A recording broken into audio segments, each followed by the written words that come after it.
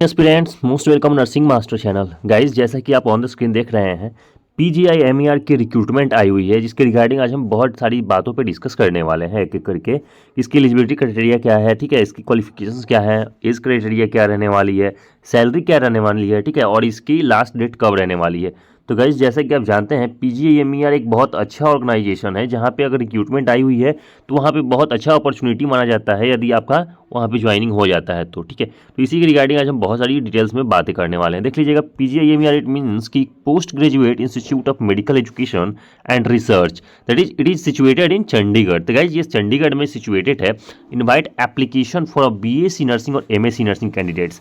यदि आपने bachelor of nursing कर रखा है या फिर मास्टर्स ऑफ नर्सिंग कर रखा है तो आपके लिए बहुत अच्छा अपॉर्चुनिटी है, ठीक है, एक प्रोजेक्ट नर्स के लिए, ठीक है। यहाँ पे प्रोजेक्ट नर्स की रिक्रूटमेंट आई हुई है, एक प्रोजेक्ट के थ्रू आपकी रिक्रूटमेंट ली जाएगी, इसीलिए यहाँ पे प्रोजेक्ट नर्स लिखा गया है, ठीक है। Candidates who are looking for these notifications can use this chance and apply है।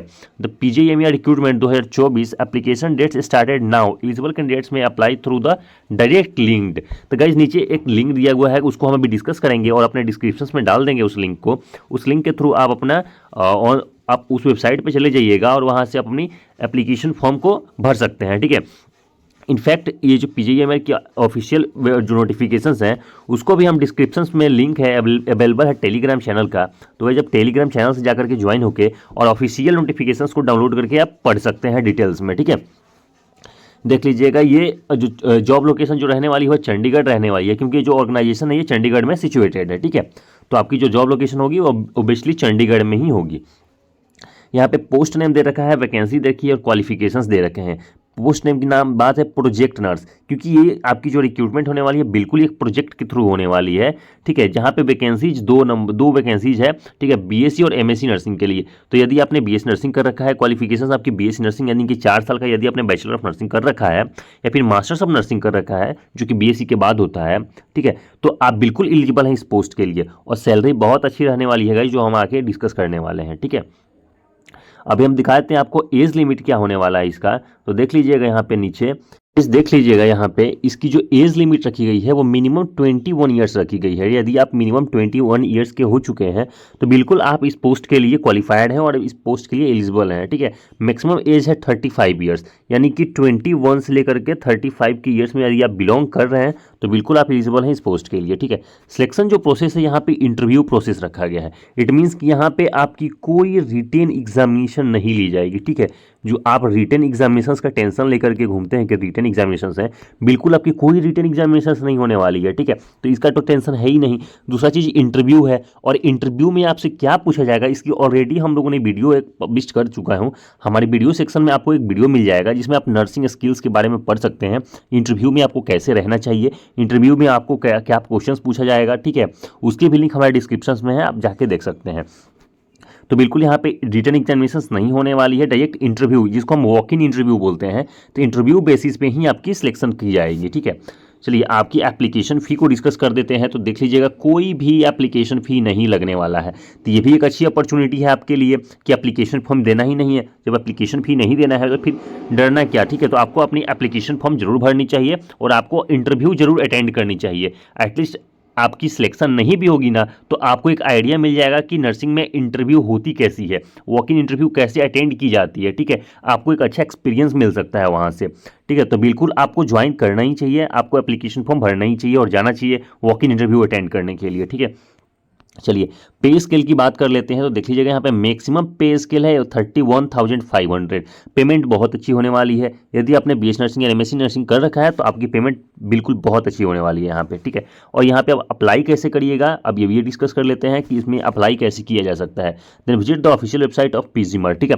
आप PGMR की ऑफिशियल वेबसाइट पर विजिट कर सकते हैं। Then the home page will be appear on the screen, ठीक है। तो वहाँ पे एक होम पेज मिलेगा जिसको आपको ओपन करना है।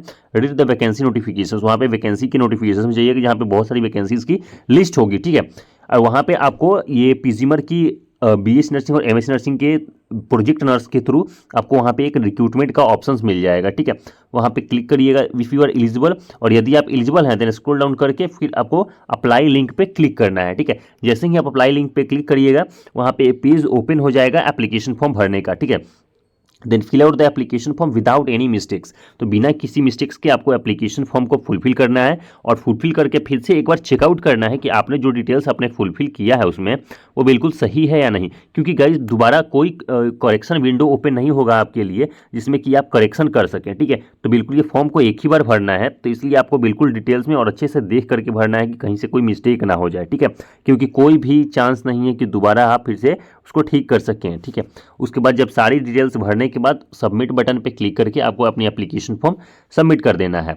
Note down the application number for the further proceeding. Guys वहाँ पे एक एप्लीकेशन नंबर जनरेट हो जाएगा, उस एप्लीकेशन नंबर को आपको नोट करके रख लेना है। ठीक है, आपकी जो एप्लीकेशन नंबर जनरेट की जाएगी उस एप्लीकेशन नंबर को नोट करके रख लेना है ताकि आगे की फर्दर प्रोसेस में काम आए, और जब आप वॉक इन इंटरव्यू अटेंड करने जाइएगा तब भी आपको अपनी एप्लीकेशन नंबर सबमिट करना पड़ेगा। ठीक है, तो बिल्कुल आपको अपनी एप्लीकेशन नंबर याद होनी चाहिए।